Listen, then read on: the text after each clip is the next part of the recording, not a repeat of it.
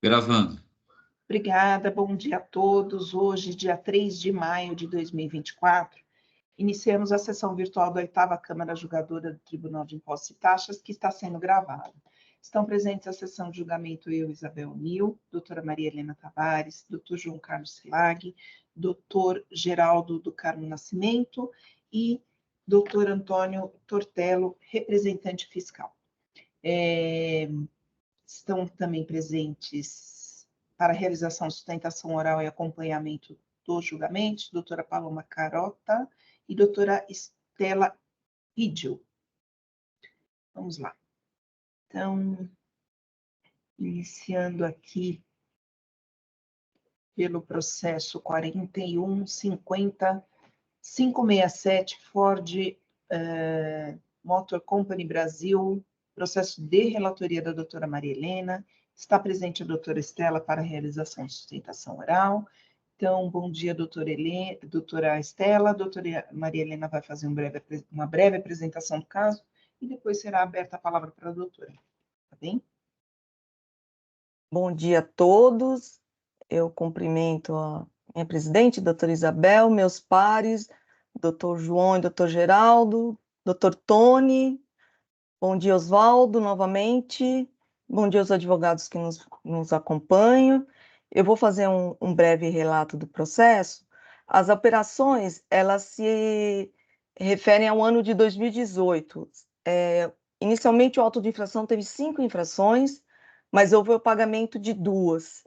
Então, estão em discussão ainda crédito indevido proveniente da escrituração de notas fiscais eletrônicas supostamente emitidas por fornecedor considerado inidôneo em razão da simulação do estabelecimento e falta de escrituração de notas fiscais eletrônicas de operações de entrada de mercadorias tributadas e não tributadas ou isentes. A decisão de primeira após a apresentação de defesa e manifestação fiscal, a decisão de primeira instância, ela manteve os itens remanescentes do auto de infração, o que ensejou a interposição de recurso ordinário e contrarrazões pela representação fiscal. Basicamente, senhora presidente, é esse um resumo. Muito obrigada, doutora Maria Helena. Doutora Estela, com a palavra. Bom dia, senhores julgadores, bom dia, doutores advogados. Bom, basicamente, é mais ou menos isso mesmo que a doutora falou, a doutora Maria Helena.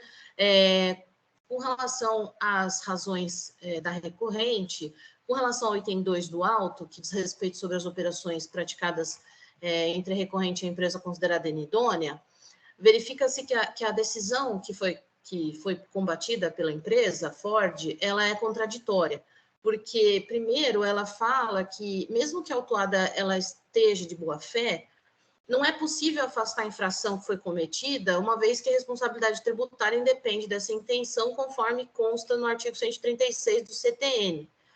E depois ela menciona que a própria Câmara Superior do Tribunal de Impostos e Taxas decidiu de forma pacificada, que já foi pacificada, que se provada a boa-fé do contribuinte em casos de operações com empresas declaradas inidôneas, o crédito tomado é legítimo, né?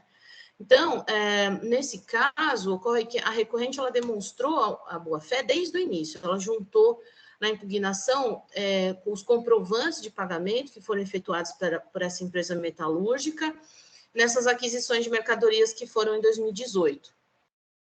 E mesmo que a decisão recorrida afirma que a publicidade em veículos oficiais listando os contribuintes considerados inidôneos não cria, não modifica e nem extingue estações jurídicas tributárias,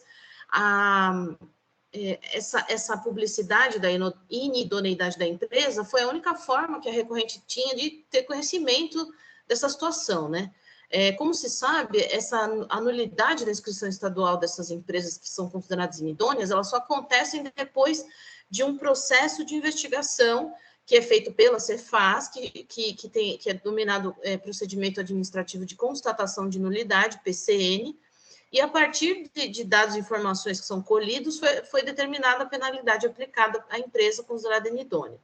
Em 2019, foi realizado esse procedimento administrativo, E se na época das operações, que foi em 2018, nem a Cefaz tinha conhecimento que a empresa metalúrgica era inidônea, quanto mais a recorrente tinha obrigação de ter, né, esse conhecimento dessa inidoneidade. Então, essa suposta irregularidade que foi mencionada no auto, que é a simulação da existência do estabelecimento, ela foi declarada só depois das operações de compra das mercadorias terem sido efetivamente concluídas. Então, à época das aquisições, as notas fiscais que foram emitidas eram válidas e idôneas. Então, no momento em que ocorreram as operações, a empresa ela era considerada regular perante o fisco. E por essa razão, a recorrente tinha como fornecedora. Além de toda a jurisprudência que foi colacionada no recurso, eu acho importante também relembrar o conteúdo da súmula 509 do Superior Tribunal de Justiça, que fala que é lícito ao comerciante de boa-fé aproveitar os créditos de ICMS decorrentes de nota fiscal posteriormente declarada inidônea, quando demonstrada a veracidade da compra e venda. Então, não restam dúvidas pela documentação e por todos os argumentos que as operações que foram praticadas pela recorrente, elas são legítimas e não podem ser glosadas, razão pela qual o item 2 do auto deve ser cancelado. Com relação às infrações contidas no item 3 e 4, que estão relacionadas à falta de escrituração de notas fiscais, o fiscal atuante no auto de infração, ele verificou que a recorrente conseguiu levantar informações de 2.868 notas, mas para 4.635 notas não foi apresentada justificativa da não escrituração.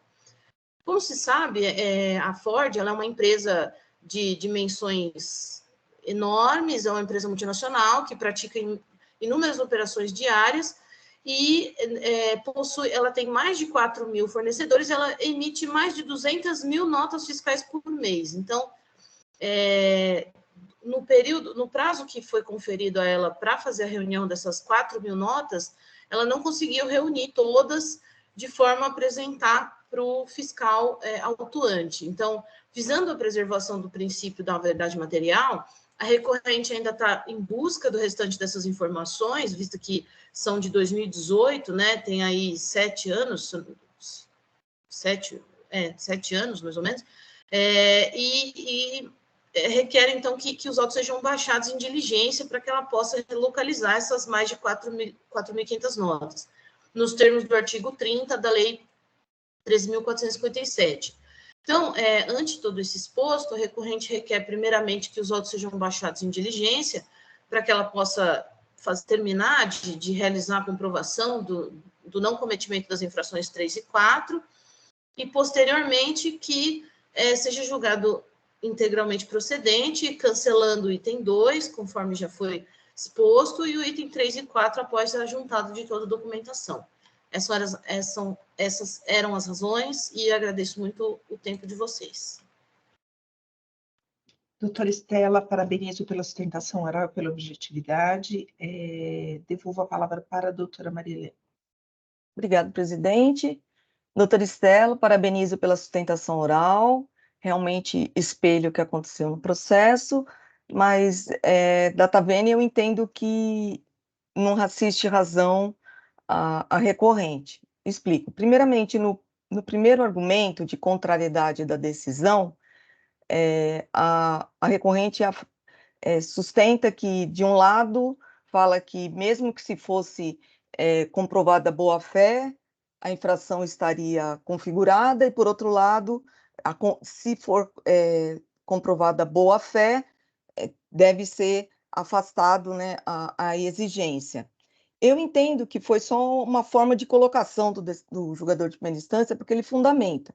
Mas, a despeito de não concordar com a alegação de contrariedade, eu acho que, por se tratar em relação ao item 2, que ainda permanece como discussão, é um dos itens que permanece com discussão, por se tratar de inidoneidade, eu acho que a primeira prova que a recorrente deveria ter feito, e eu não entendo que não foi feito no processo, é a prova do pagamento. A boa-fé, ela está, no caso, conforme já decidiu o STJ, né, que foi até objeto da súmula 509, a prova nos casos de inidoneidade, o contribuinte, se ele comprova a boa-fé, ainda que o fornecedor, no caso, tenha a declaração de nulidade, aquele que adquiriu, ele tem direito, no caso, ao creditamento. Só que no caso dos autos, o que acontece?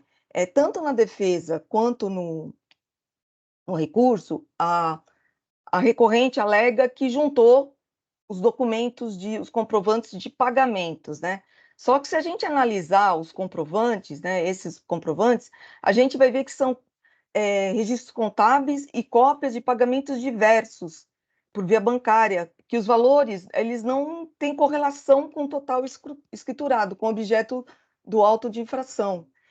Nesse ponto, eu até me faço referência ao quadro que a manifestação fiscal juntou as folhas 29236 na sua manifestação, que os valores não cruzam.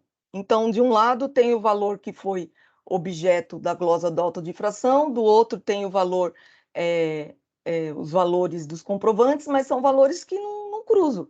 Então, eu entendo assim, eu entendo que a comprovação do pagamento, a despeito de todos os requisitos que esse tribunal já se manifestou e a jurisprudência é consolidada, eu entendo que a prova do pagamento é a mãe das provas. Então, se for comprovado pelo adquirente que houve o pagamento, eu entendo que aí a gente tem que ver com outros olhos o caso. Mas, no caso, não tem relação do pagamento com o que está sendo exigido. E eu acho que essa prova, quem tem que trazer é o contribuinte. Não cabe ao julgador ficar fazendo checklist e verificando se aquele pagamento equivale àquela cobrança. Então, por conta disso, eu acho que não foi, não está comprovado a boa-fé, porque o primeiro requisito já não foi atendido. Então, eu acho que todos os outros de retroatividade da decisão de idoneidade, publicidade, eu acho que tudo isso fica discussão secundária. Se a boa-fé ela não foi provada, já por aí já eu acho que a cobrança é devida. Então, em relação ao item 2, eu voto pela manutenção. Em relação ao item 3 e 4, sustenta a recorrente que o prazo foi muito pequeno e são muitas notas, né? Que o prazo concedido na notificação para apresentação foi muito pequeno e são muitas notas e, como a patrona falou, o porte da empresa. Só que se a gente vai analisar os autos, a recorrente teve na fiscalização 115 dias para levantar essa documentação. A autoridade autuante, ela junta na sua manifestação, ela junta os e-mails nas quais a recorrente pede as dilações, mas não são apresentados os documentos. Além disso, depois na defesa, também não foram apresentadas, teve mais 30 dias. E durante todo o decorrer do processo administrativo e até em fase de recurso, poderia ter sido juntado. Eu entendo que pela busca da verdade material, que deve ser acolhida e protegida, assegurada na esfera administrativa, que se o contribuinte junta até no recurso, eu entendo que nós temos que valorar as provas juntadas, né? Só que não teve isso. O que acontece? A recorrente, ela simplesmente pede baixa em diligência, e no recurso ela vem novamente pedir a baixa em diligência para juntada desses documentos. Então, eu acho que nesse caso, não é o caso de conversão em julgamento de diligência, né? Porque não teve prazo e eu acho que poderia ter juntado alguma coisa, feito a prova de que estava em busca desses documentos, e não teve. Depois, então, por conta disso, eu também acho que eu voto pela manutenção dos itens 3 e 4 da auto de infração. Em relação à cobrança dos juros, né, eu me reporto à súmula 13 do tribunal, que fala que é legítima a atualização do valor básico da multa, nos termos do parágrafo 9º do artigo 85 da Lei 6374/89. E como nós somos vinculados, eu eu entendo que a súmula deve ser aplicada. E, por fim, considerando que a infração ela se refere às operações realizadas a partir de 2018, a súmula 10, relativa à atualização dos juros, né, o cálculo dos juros com base no patamar da Selic, ela já foi observada. Então, eu entendo também que não é o caso de redução nesse ponto. Então, por todos esses fundamentos, eu voto pelo conhecimento e não provimento do recurso ordinário e fico à disposição para esclarecimento, senhor presidente. Doutora Maria Helena, parabenizo pelo voto e pela análise. Primeira representação. Muito obrigado, senhora presidente. Bom dia a todos. Parabenizo novamente a doutora Maria Helena pelo voto e não tenho nada a acrescentar no debate. Obrigado. Muito obrigada. Bom, vamos lá. Eu deixo a palavra aberta, então.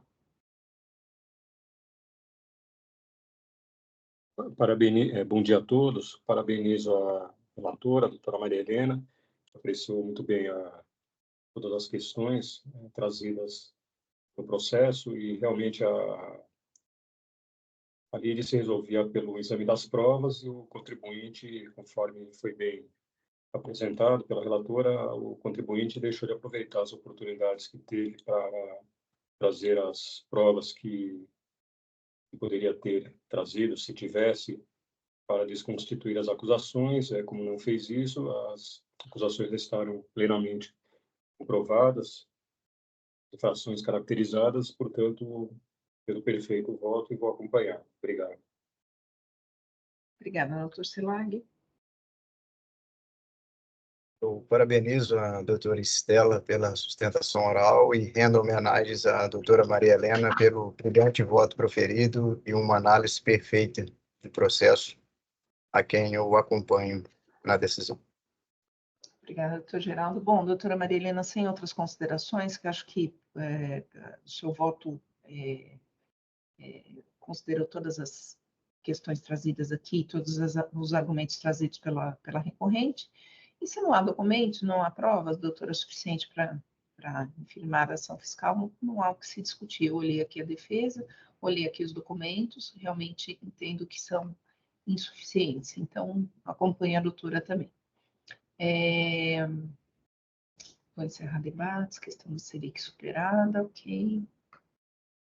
Bem. Fórum.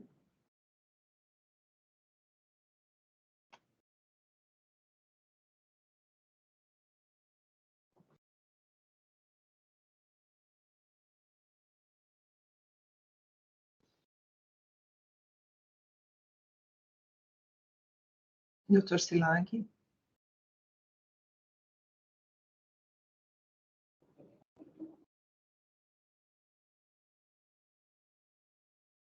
Votação.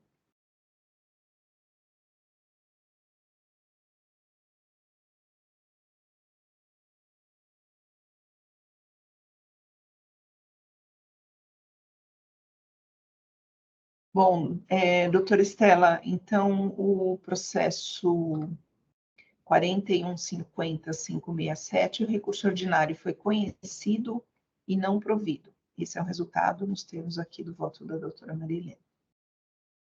Muito obrigada, bom dia a todos. Bom dia, doutora, para a senhora também. Encerra o julgamento. Vamos.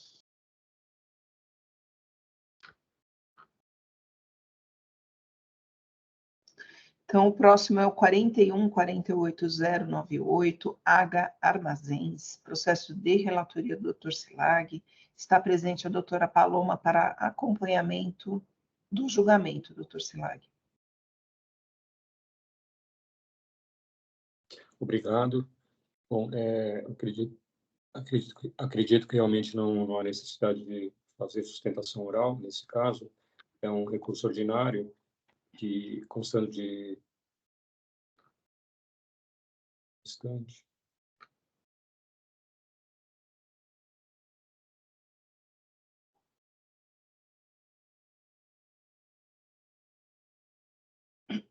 ordinário em que a decisão de primeira instância havia julgado auto procedente, e sendo que o contribuinte havia quitado parte quitado parte dos subitens referentes ao item 1, e após a distribuição dos autos para a relatoria, constata-se nos autos que foram juntados pela recorrente os documentos relativos ao pedido de inscrição na dívida ativa e o termo de renúncia do direito de litigar no processo administrativo, tributário e de existência de qualquer litígio de débito fiscal exigido em auto de infração.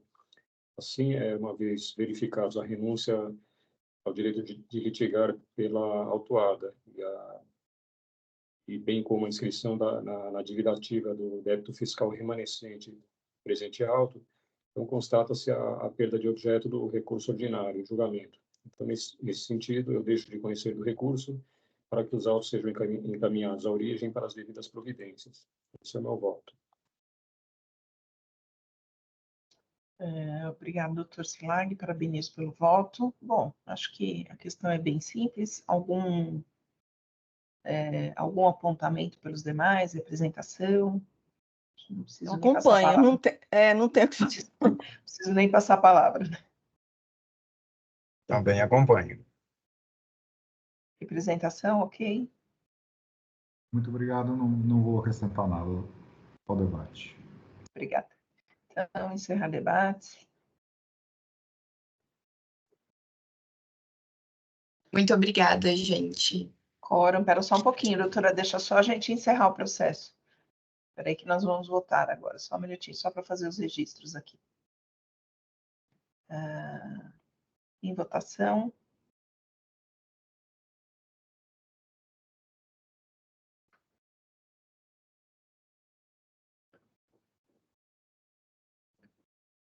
Muito bem, doutor. Agora sim, 41.48.098, o recurso ordinário não foi conhecido, nos termos do voto do doutor Silag.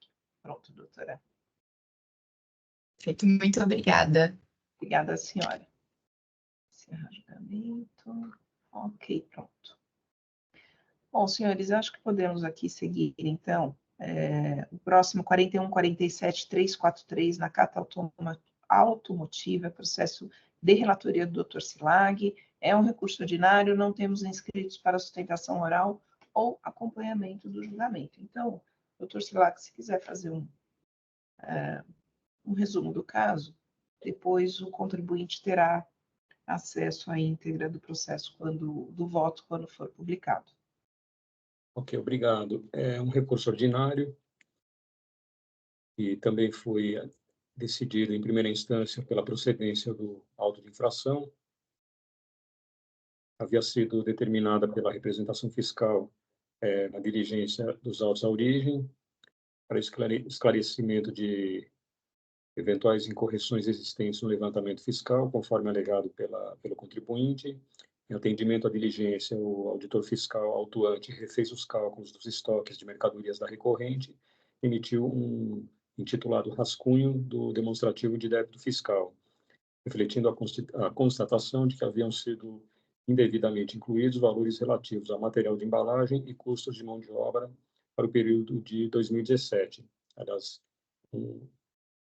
um esclarecimento. Na verdade, trata-se de duas acusações idênticas referentes à falta de pagamento do imposto decorrente de operações de saída de mercadorias tributadas, omitidas ao fisco e apurado por meio de levantamento fiscal, sendo que o item 1 refere-se ao exercício de 2017 e o item 2 exercício de 2018.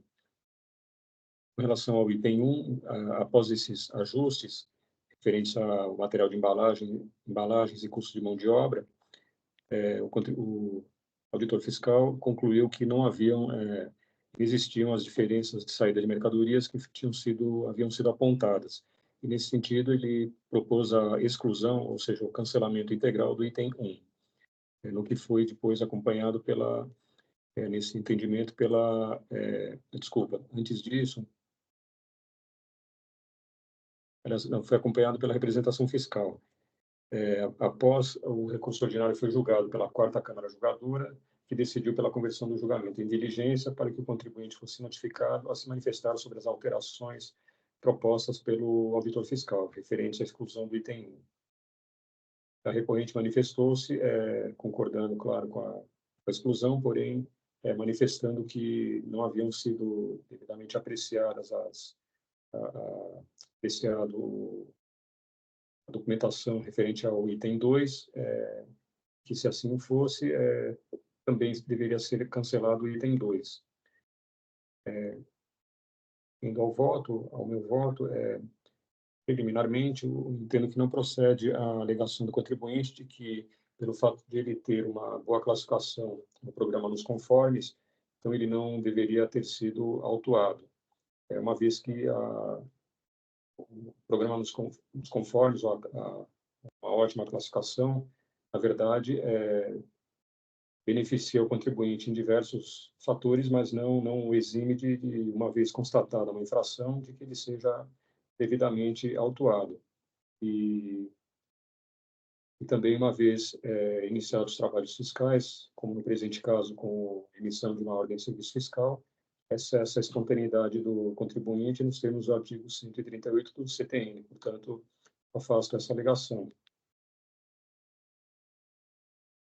Em relação ao item 2, a recorrente alega que há equívoco na informação disponível no SPED, Sistema Público de Escrituração Digital, porque não teria sido considerado no levantamento fiscal o estoque em poder de terceiros. No entanto, examinando seus autos, verifica-se que o trabalho fiscal considerou todos os valores de entradas, saídas e estoques escriturados nos registros fiscais pela própria autuada. Não se encontram nos autos dados comprovando a existência de estoques da recorrente em poder da empresa ATN Logística Limitada, de modo que eu entendo que não prospera a afirmação do contribuinte, abre aspas, de que o demonstrativo de movimentação das mercadorias elaborado pelo fisco deveria excluir as remessas e retorno de armazenagem, as quais devem ser segregadas para quantificar o saldo em poder de terceiros não informado no SPED fiscal, fecha aspas. A interessada faz essas alegações, mas não comprova a existência de estoques em poder de terceiros. Também não procede a alegação de que o contribuinte não teve condições para substituir os arquivos de forma espontânea ou por autorização do fisco com base no programa nos conformes. Nesse ponto, eu volto à questão que eu falei há pouco sobre a cessação da denúncia espontânea, uma vez iniciada a fiscalização. Portanto, entendo procedente o item 2. Com relação ao pedido de relevação da penalidade, com base no artigo 527 do regulamento, o contribuinte não pode ser contemplado pelo benefício, uma vez que a infração implica a falta de pagamento do imposto, que é um dos critérios objetivos que impedem a concessão do benefício. Assim, diante de todo o exposto, conheço do recurso ordinário e concedo-lhe parcial provimento para reformar a decisão recorrida, afastando o item 1, porém mantendo o item 2 do auto de infração. É como voto.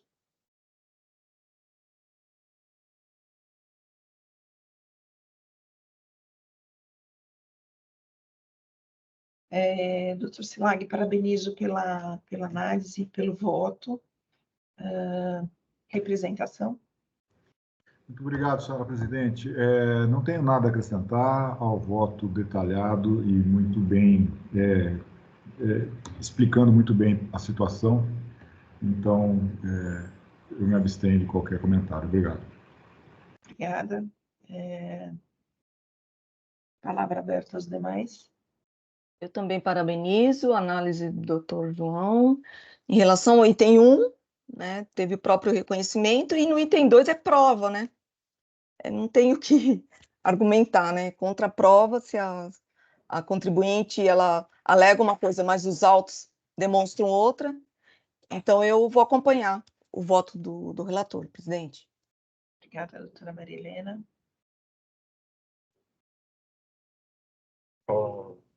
Olha, eu também rendo homenagens aí ao Dr. Sislag, sempre cirúrgico. Quanto ao item 1, tornou-se até incontroverso, né? E foi uma análise aí pormenorizada do fiscal atuante, não tem nada a acrescentar. Quanto ao item 2, também muito bem fundamentada pelo Dr. João Sislag, como de praxe.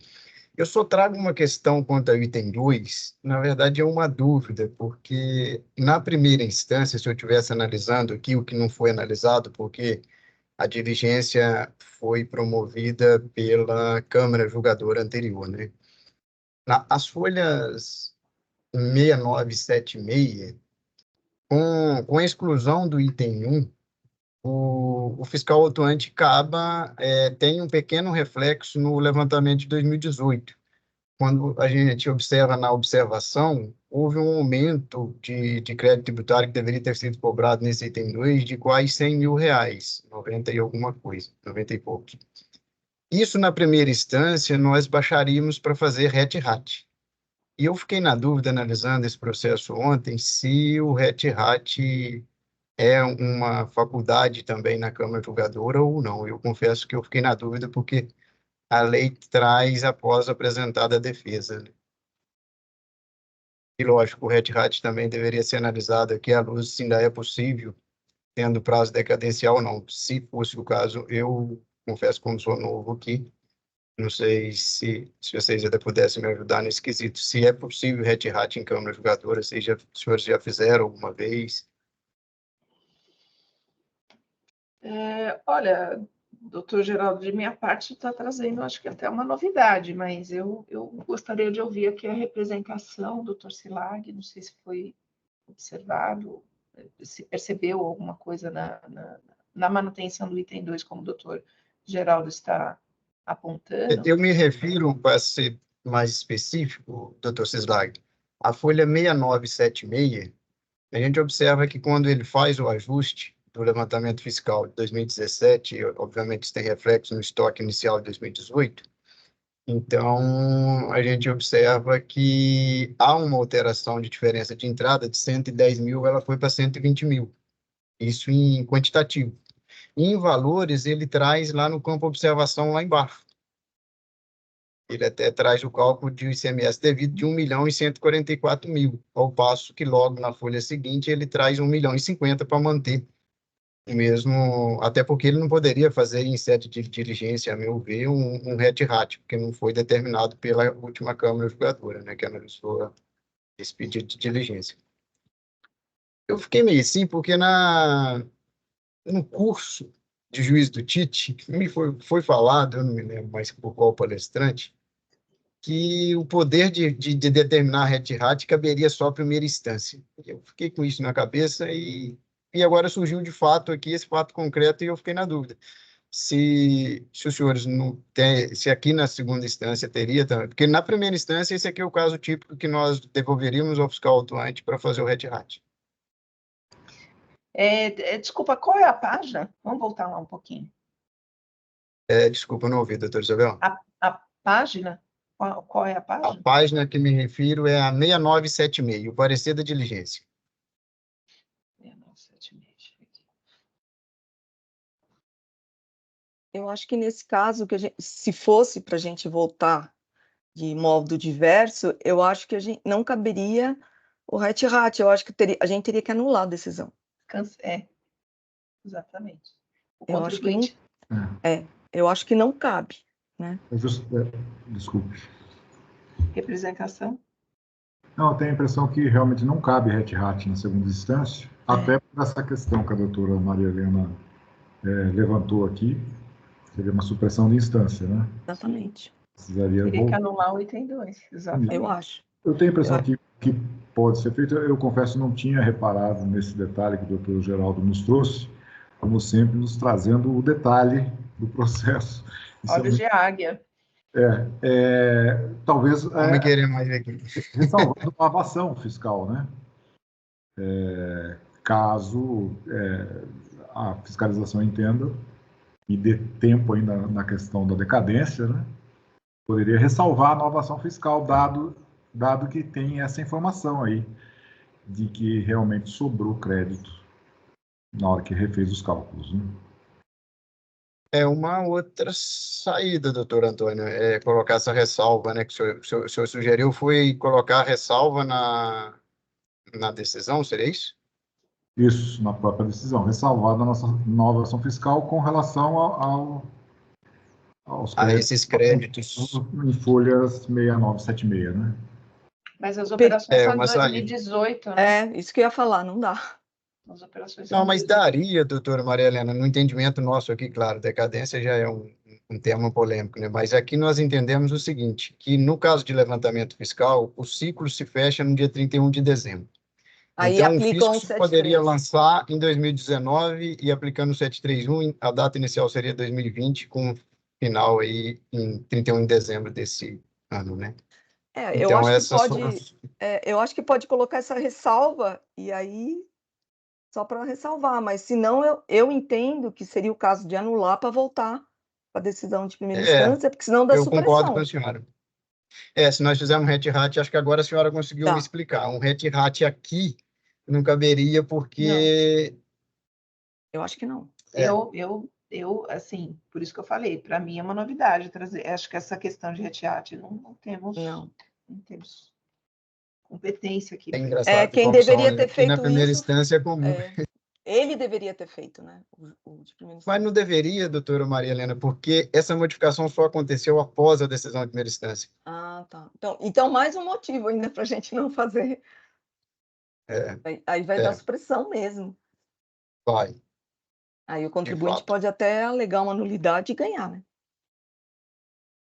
Concordo com a senhora.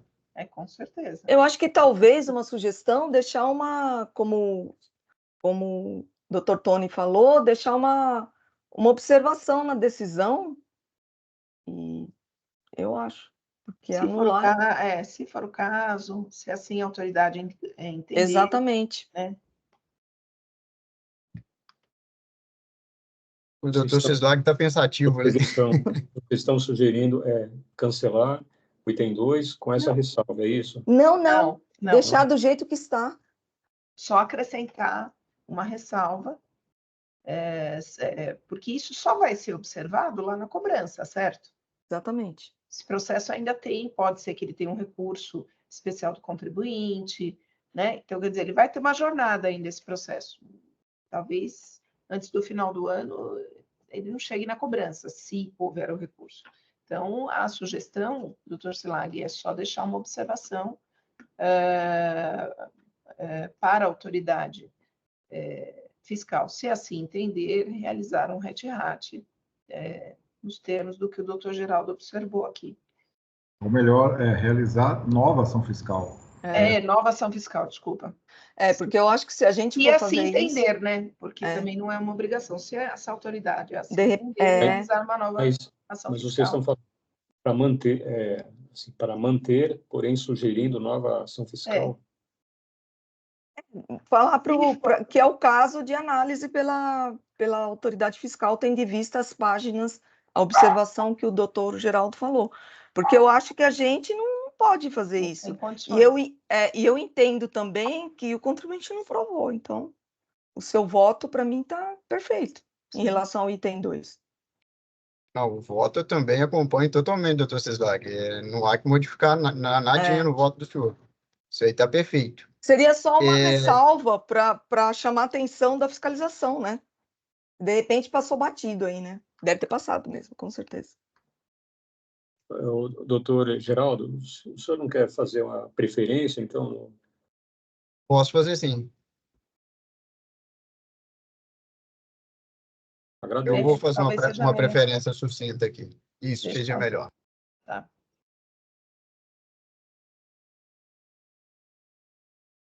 Só vou pedir uns minutinhos dos senhores que eu vou precisar redigir aqui rapidamente e tentarei ser breve.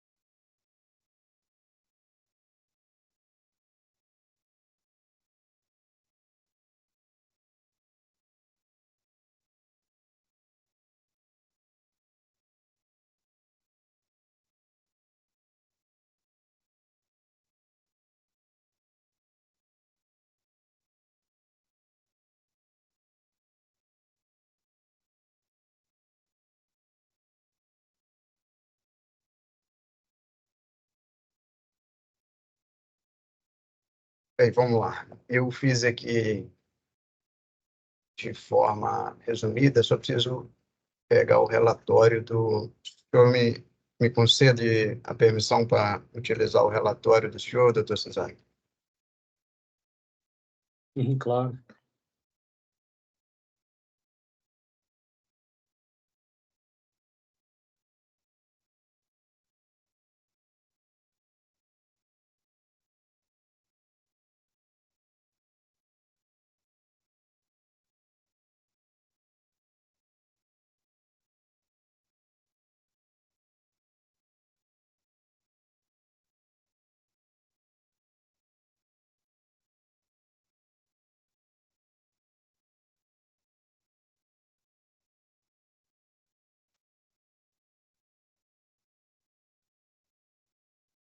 O microfone estava mudo. Eu fui bem sucinto, coloquei aqui que acompanho o voto do ilustre relator, a quem rendo minhas homenagens, deixando registrado apenas a possibilidade de uma nova ação fiscal para exigir o crédito tributário restante referente ao exercício de 2018, em face do ajuste realizado no levantamento fiscal às folhas 69 e 76.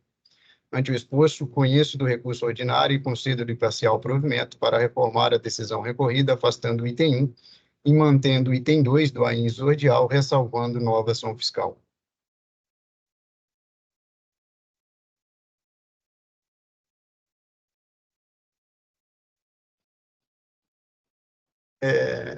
Perfeito. Agora eu vou pedir auxílio dos doutores para que eu possa lançar aqui. É a primeira vez. Olha, tá aí voto do debate. Tem uma caixa. Sim. Embaixo tem fase de debates. Solicitar voto de preferência. Isso. E clique em gravar? Isso. Solicitei. Pronto. Aí eu vou em redigir, né? Isso.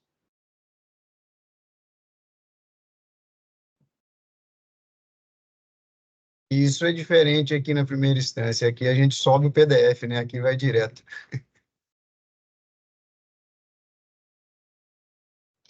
Com o PDF a gente consegue fazer uma formatação mais interessante no editor de texto. Normalmente, quem manda é o texto, nunca é a gente. Eu imagino. Em cima a ementa, né? Embaixo o voto, né? Isso.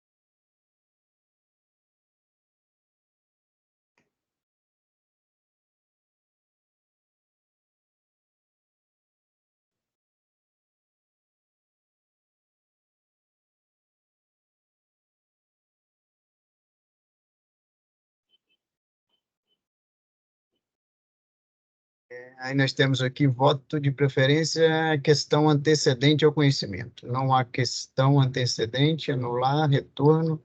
Seria não há questão antecedente ao conhecimento, né? Isso.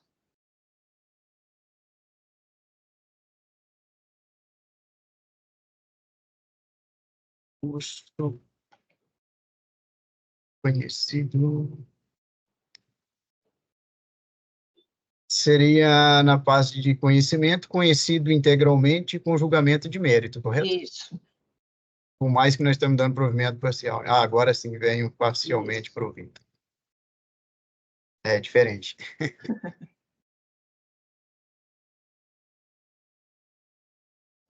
Se eu não errei nada, foi. conhecido com julgamento parcialmente provido. Perfeito.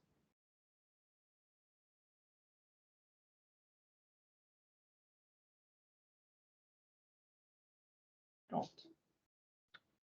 Bom, então,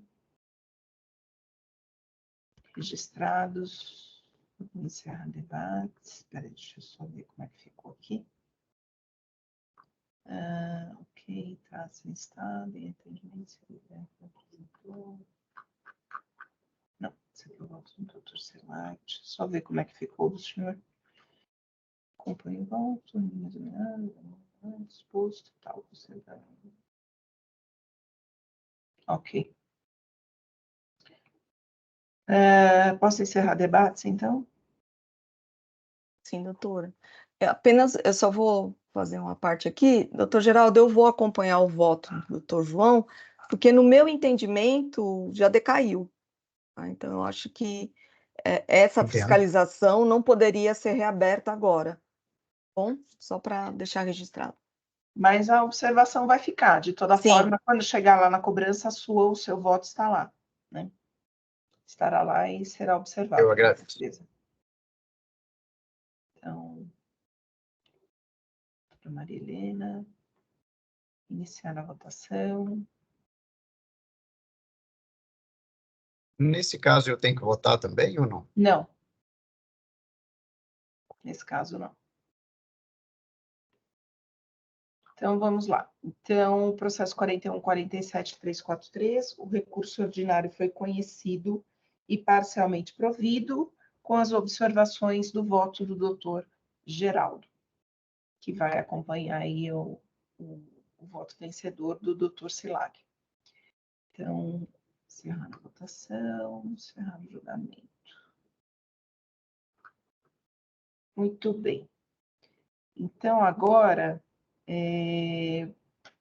o próximo é o processo 41.51.383, RDD Comércio de Alimentos, processo de relatoria da doutora Maria Helena. É um recurso ordinário, não temos inscritos para sustentação oral, doutora. Então, esse processo se refere a um auto de infração com 8 itens. São infrações que tratam de falta de pagamento de imposto, crédito indevido e falta de escrituração de documentos fiscais. O que acontece? A recorrente, ela apresentou defesa e recurso, mas ela não entra no mérito da acusação. Os argumentos são todos acadêmicos e eles se limitam à discussão do crédito, do lançamento, da forma da fiscalização. Então, apesar das 8 infrações, ela não enfrenta o mérito de nenhuma. Então, eu acho que em relação ao mérito, já precluiu o direito.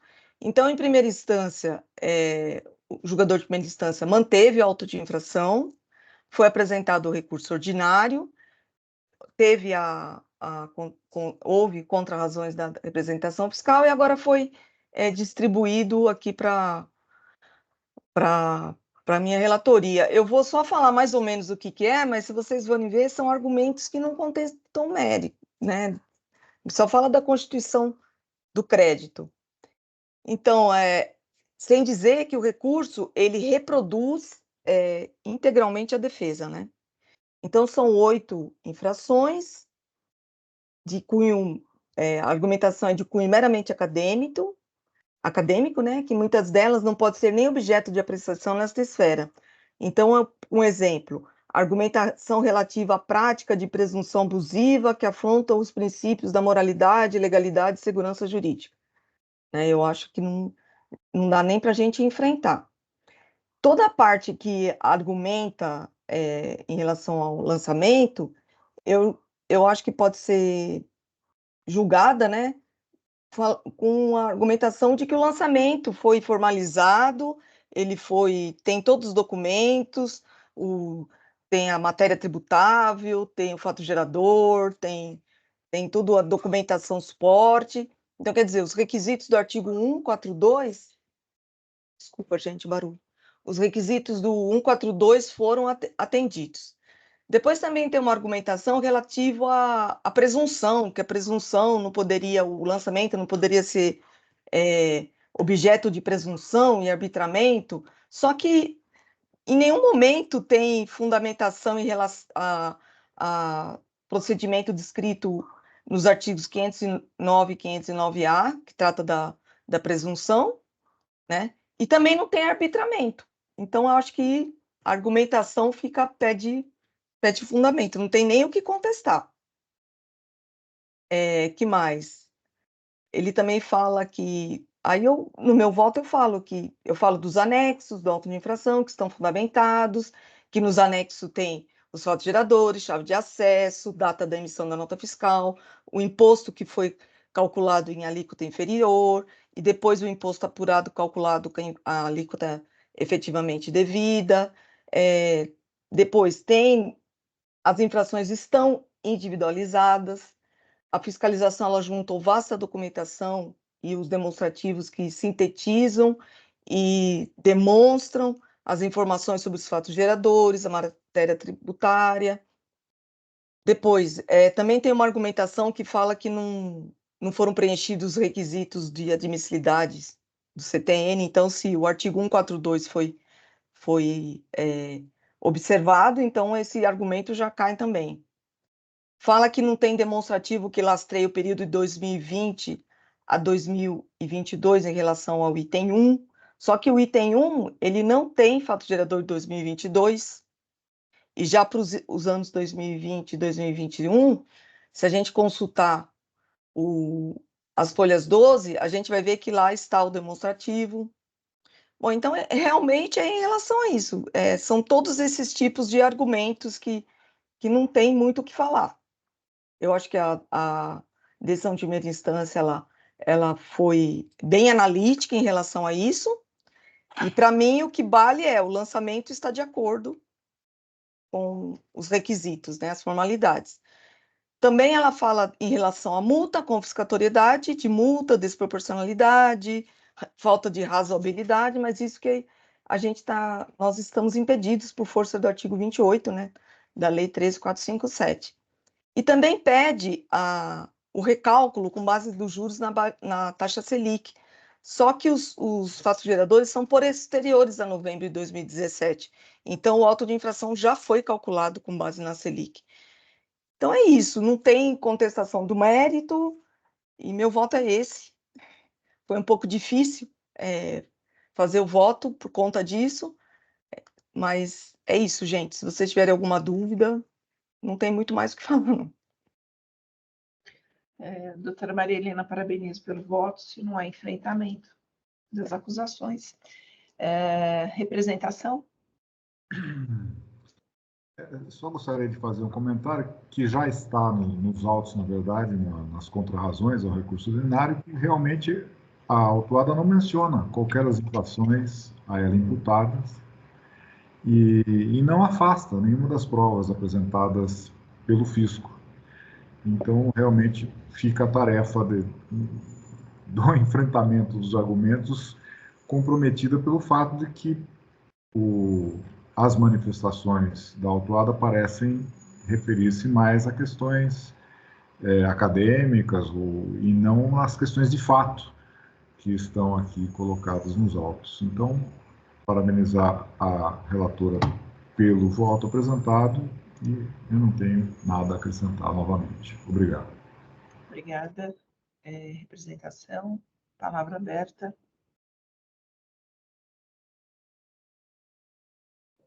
Parabenizo a doutora relatora e realmente não tenho nada a acrescentar. Vou acompanhar o seu voto. Como bem dito pela doutora Maria Helena, foi até uma defesa difícil, né? Porque realmente eu li a defesa e fiquei imaginando se ela estava se referindo a esse auto de infração. Estava bem no mundo acadêmico, muito genérico. E a parabenizo pelo voto e acompanho. E a própria autuada que assina, né, um recurso. É complicado. 8 infrações e não ataca o mérito de nenhum, aí fica difícil, né? Bom, posso encerrar debates? A doutora Maria Helena já registrou, não é questão de Selic, também já foi superada. Então, vamos lá, quórum.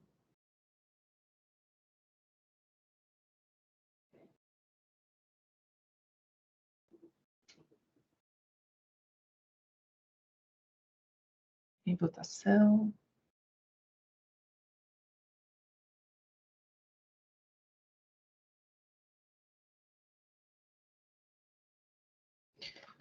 Muito bem, então o processo 41.51.383, o recurso ordinário foi conhecido e não provido. Encerra o julgamento.